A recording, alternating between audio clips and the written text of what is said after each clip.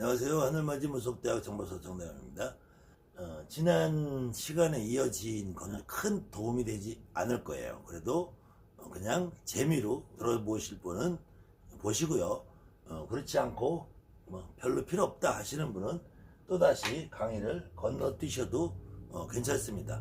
여러분에게 제가 이런 강의를 해드리는 거는 최소한 요 정도 실정을 알고 여러분들이 경문이나 아니면 여러분이나 내가 모시고 있는 신의 실체를 좀 이해했으면 하는 바람에서 하는 거니까 그냥 중간에 넘기셔도 괜찮습니다. 사기의 맨 앞머리에 나오는 오제본기라는 게 있어요. 오제본기. 그래서 오제본기라는 말은 다섯 제왕의 근본에 대한 기록이라는 말인데요.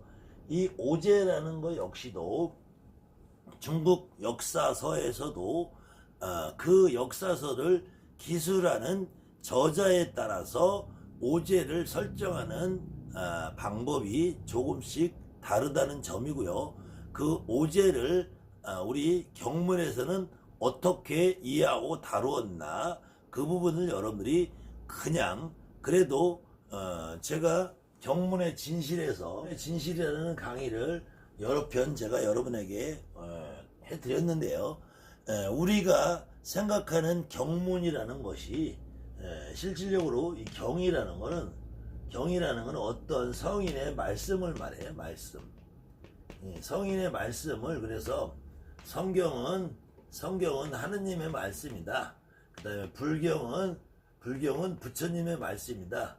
그 다음에 유교의 각 경전은 공자나 맹자나 이런 옛 성인들의 말씀을 기록해 놓은 책들을 경이라고 해요. 그 다음에는 어떤 누군지 지칭되지 않은 분들의 기록도 경이라고 하는데 이 사기의 오제본기에 나오는 것도 사실은 이 사기라는 것을 기록한 사마천이라는 한 개인이 중국의 고대 역사와 그 시기까지 어떤 그 당시 내려오는 서적들을 참고해서 나름대로 정리를 했다고 보는 것이 맞겠죠. 그것을 우리 무속인들이 축원문, 경문이라는 데에다가 갖다가 쓴 것뿐이지 이것이 그래서 경문이라는 것은 실질적으로 우리 무속인들 특히 안전거리 좌경문서라고 되어 있는 경문은 이만큼 실상의 내용을 들여다보면은 허상투성이다라는 거예요. 그것이 다만 우리 선배들이 이런 내용을 꾸준히 해와서 전통적으로 하는 것 이외에는 큰 의미가 없다는 거예요. 그리고 실질적으로 여러분들 가운데서 저 같은 또라이 빼놓고는 대한민국의 어떤 무당도 이 경문의 내용에 대해서 단 한 번도 깊이 생각해보지 않으셨을 것이고요. 그 단 한 번도 깊이 생각해보지 않은 것이 여러분들이 무속인으로 살아가는 데 있어서 아무런 지장이 없었다는 거예요. 더군다나 여러분들 우리 선배 어떤 예전에 우리 할머니 그 윗대 선배 무당들은 일자 무식인 경우도 많이 있었고요.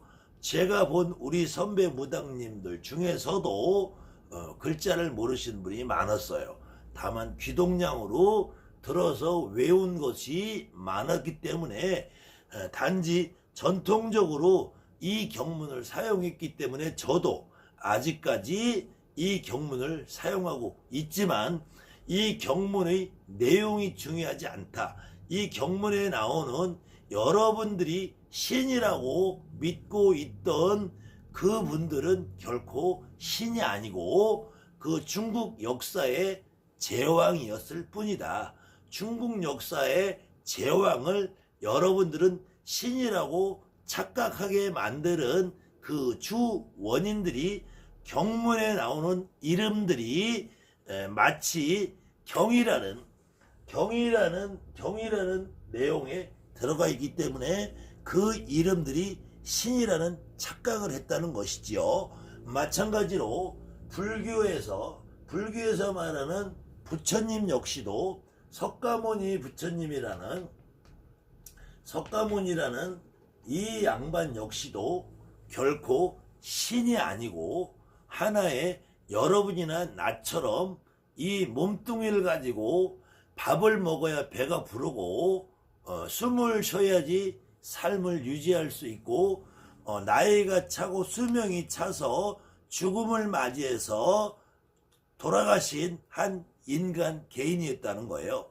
결코 석가모니 부처님이라는 분도 마지막에 돌아가시는 모습은 역사적으로 정확하게 기록이 돼 있는 분이에요. 근데 석가모니 부처님이 돌아가실 때의 모습을 그려놓은 경들이 다양한 게 있는데 그 내용을 보면은 그 대장장이 춘다로 기록이 돼 있는 곳도 있고 금속 세공인 춘다라고 기록이 돼 있는 곳도 있는데 아무튼 그 대장장이 춘다라는 사람이 석가모니 부처님에게 공양으로 올려줬던 돼지고기 버섯볶음이라는 그 음식을 잡수시고 배탈 설사가 나서 거의 한 일주일 이상을 설사병으로 고생을 하시다가 마지막에 돌아가시게 돼요.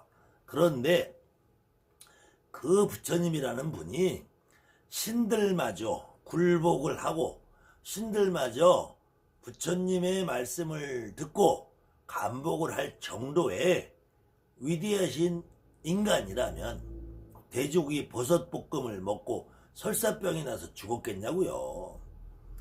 이거는 역사의 흐름에 따라서 석가모니 부처님이라는 분의 위대성을 강조하기 위해서 그 후대에 그 제자들에 의해서 점점 더 과대 포장을 해서 왜곡을 시킨 부분이 가장 크다는 거예요.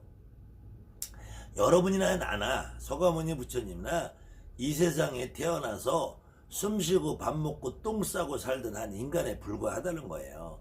마찬가지로 여러분들이 경문에서 위대한 어떤 성인이라고 아니면 혹시 신이라고 착각하고 있던 이런 부분들을 신이 아니고 중국 역사의 한 시대를 살던 임금이었다는 거예요. 왕이었다는 거예요. 그 왕이라는 분들을 신처럼 마치 신처럼 표현해 놓은 것이 여러분들이 지금 읽고 있는 명당경이라는데 어떻게 표현이 되냐면 명당경에 동방태호 복희씨, 남방염제신롱씨, 서방소호 금천씨, 북방전욱 고양씨, 중앙황제 헌원씨 이렇게 돼 있어요.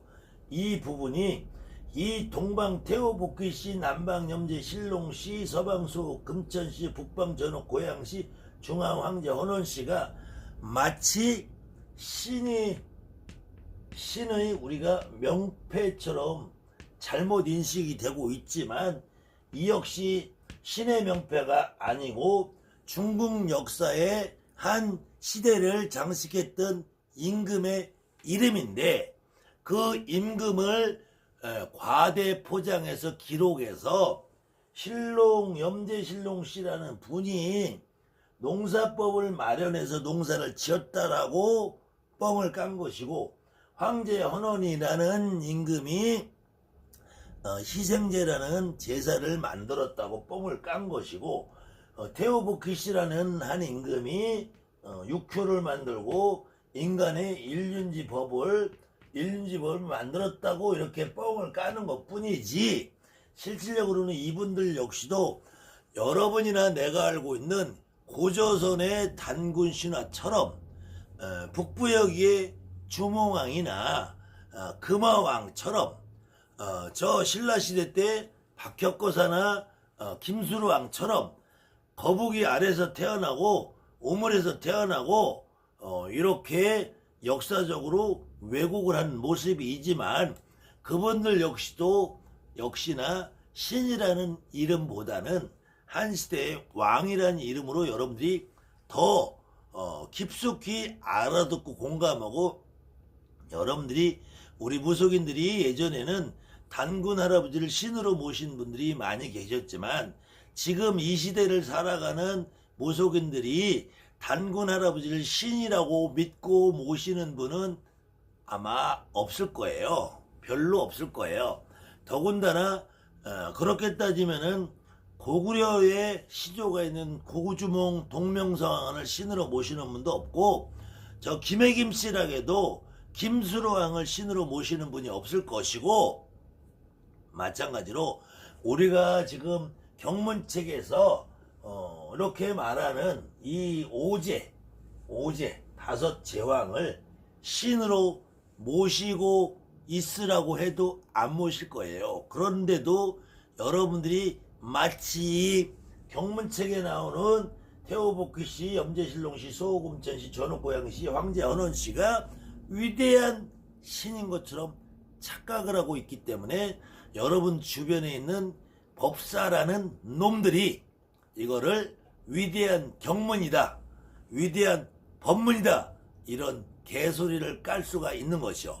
그러면은 여러분들이라도 이 실상을 정확하게 이해하지 않으면은 여러분들이 진행하고 있는 굿이나 고사나 여러분들이 알고 있는 신당에서 신의 모습을 잘못하면 왜곡할 수 있고, 그렇게 잘못된 정보를 가지고 굿을 하게 되면 굿이 잘 될 수 있는 소지가 없다라는 거예요. 그렇기 때문에 여러분들은 이런 허상을 알기 위해서 이 진실을 알고, 여러분들 신당에는 내 신령님, 내 조상님, 내 할아버지, 내 할머니, 이모, 고모, 조카, 외삼촌, 이런 분들이 신이라는 거예요. 그래서 오제본기의 실상을 여러분들에게 다시 한번 강의를 해드리면서 지난 시간에 사망본기에서 신롱씨 다음에 누가 누구를 태어나고 누가 누구를 태어나고 누가 누구해서 마지막에 황제 헌원씨까지 이어지는 것이 사망본기였고요. 사망본기 이후에 황제 헌원씨부터 다시 족보가 내려가기를 황제 헌원씨가 아들 창을 낳았는데, 이 아들 창은 왕이 되지 못하고 손주 고양씨가 왕이 되는데, 이 고양씨는 다른 말로 전욱이라고 부른다. 그래서 전욱고양씨라고 한다. 이 전욱고양씨라는 것은 북방전욱고양씨라고 돼 있는데, 이 전욱고양씨를 북방의 임금이라고 지칭할 수 있는 서적의 근거가 아무것도 없다는 거. 이 명당경이라는 경에서만 동서남북에 그냥 배치를 한 거예요. 이렇게 사마천이라는 사람이 쓴 사기의 오제본기에 나오는 왕을 이렇게 동방, 서방, 남방, 북방으로 그냥 갖다가 배치를 해서 붙인 것 뿐이지, 정확하게는 황제의 손주가 전욱고양씨고요. 전욱고양씨의 이 조카가 고신, 제곡고신이라는 분이고요. 그 다음에는 이 다시 제곡고신의 둘째 부인이 난 추자씨가 낳은 아들이 요라는 임금이에요. 요라는 임금은 여러분들이 가장 쉽게 생각을 해서 제가 지난 시간에도 말씀드린 삼국유사라는 책이 다양한 번역본과 판본이 있는데요. 이 삼국유사라는 책에서 보면은 여러분들이 알고 있는 단군 할아버지라는 분이 역사적으로 시대적으로는 당뇨 50년이라래요. 50년. 이것이 이 요임금이 왕이 된 지 50년 되는 해에, 그래서 단군 할아버지가 평양성에 국호를, 조선이라는 나라를 세워서 평양성에 도읍을 정하고 조선이라는 나라를 세웠다. 이것을 여러분들이 알고 있는, 지금 이성계가 세운 조선과 구분해서 고조선이라고 해서 고자를 붙이는 것 뿐이지, 이때 단군 할아버지가 세운 조선 역시도 그냥 조선입니다. 근데 이성계가 세운 조선과 구분짓기해서 고조선이라고 붙이는 것뿐이지, 이때 단군 할아버지가 세운 조선은 그냥 조선이에요. 이 시기가 지금 황제 헌원의 손주인 전후 고양시의 조카가 된 제국 고신씨의 둘째 부인 첩의 추자씨라는 첩의 자손인 요임금 50년이 단군 할아버지에 해당되는 해예요.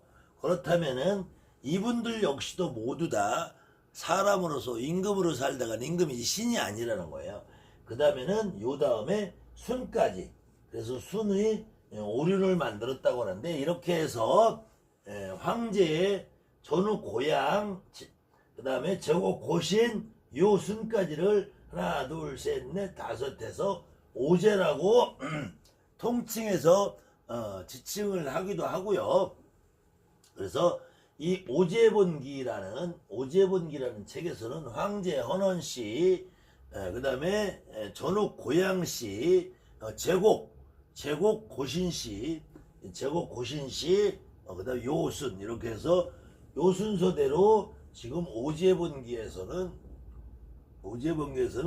오제를 지칭을 하고 있고요. 여러분들이 황제 헌원씨라는 분은 어떻게 이해하면 되냐면, 이 탕록전이라는 데요. 탕록전에서 치우천왕이라 그래서 고조선의 3대 천왕이나 되시는 자오지 천왕이라 그래요. 이 한단곡이 기록상에 그렇습니다.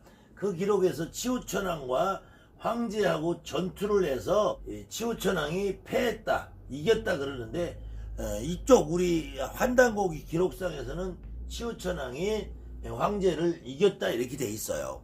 중국 기록에서는 황제가 이긴 거고, 우리 쪽 기록에서는 치우천왕이 이겼고요. 이 치우천왕은 여러분들이 가장 쉽게 이해할 때, 얼마 전에 월드컵 축구 했을 때 붉은 양말 상징으로 나왔던, 그 다음에 기와 같은 데 보면 규면하고 되어 있는 이 양반이 모습을 치우천왕이라고 해놨어요. 그래서 이 치우천왕은 전쟁의 신으로 모셔져 있고요. 그래서 전쟁의 신이 황제한테 지지 않았다. 그래서 요게 한단국이라는 책에는 치우천왕이 승리한 걸로 되어 있어요. 그래서 황제라는 분은 그렇게 이해를 하시면 되고요. 전후 고양씨는 잘 알려지지 않은 분이에요. 제국도 한국에서는 안 알려지고, 요순이라는 말은 여러분들 경문책에 보면은 요순우탕 문무주공 72제 신유에 이렇게 역대축원문에도 또 나가는 대목이 있습니다. 그래서 요임금과 순임금이라는 얘기예요. 그래서 이때 순임금은 요임금의 아들이 아니고요. 요임금의 두 딸이 있어요. 아황이라는 따님과 여형이라는 따님이 있는데, 이 요임금은 이 순임금한테 아황과 여형을 두 따님을 같이 시집을 보내요. 그래서 이 순임금이라는 분은 그냥 동네 맹인의 아들인데 너무나 똑똑해서 이 양반을 요임금이 사위를 삼아서 왕위를 물려주는 임금입니다. 이런 기록들이 이 오제본기, 사기 오제본기라는 책에는 아주 명확하게 잘 나와 있어요.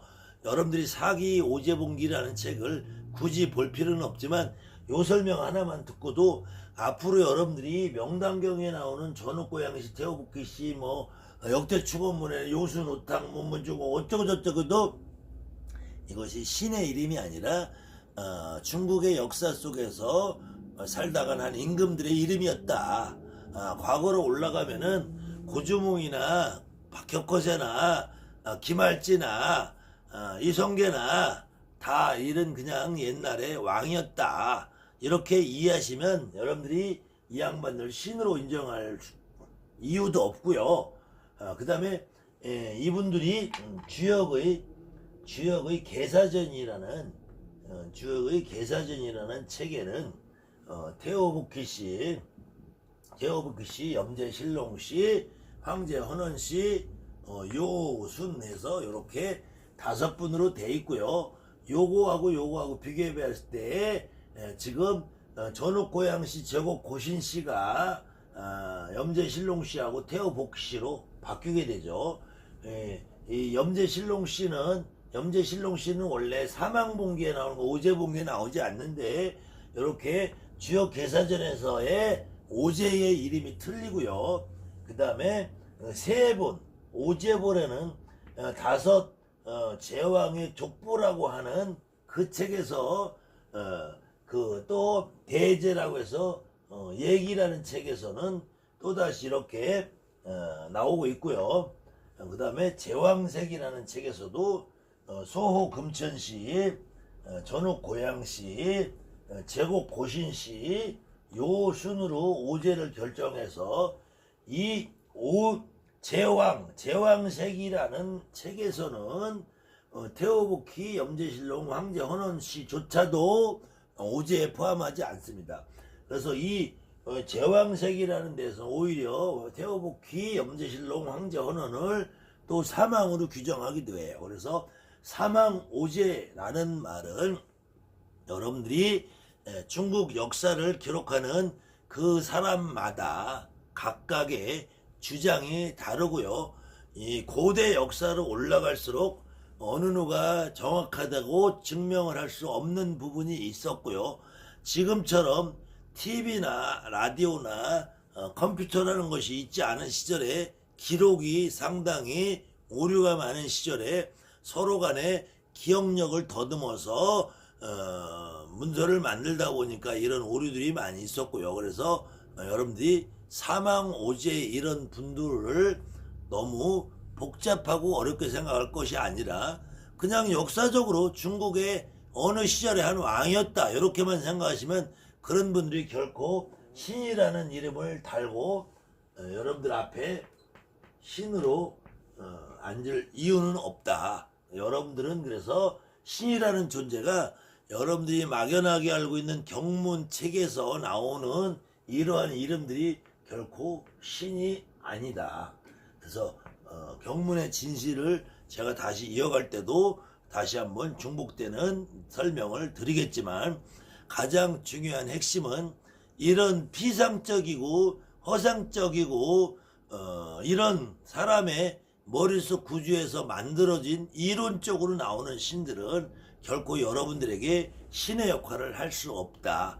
여러분들에게 신의 역할을 하시는 분은 오로지 여러분이나 나나 여러분의 조상이고 내 조상이라는 것을 이해하시면은 가장 간단한 일일 것 같아요. 그래서 항상 역사의 기록에서도 황제가 아들 낳고 손주가 낳고 손주가 조카를 낳고 조카가 부인을 낳아 첩을 들이고 이렇게 해서 사위를 보고 해서 왕위가 이루어지는 것이고 여러분들한테도 나를 엄마 아버지가 낳고 아버지를 할머니 할아버지 낳고 엄마를 외할머니 외할아버지 낳고 이렇게 중조가 고조가 낳으면서 여러분들 집안의 가계도가 형성이 되었을 때 여러분들에게 신으로 오시는 분들은 여러분의 조상님이다. 이렇게 이해를 하시면 되겠습니다. 감사합니다. 하늘만님 무속대 정보사 정대합니다.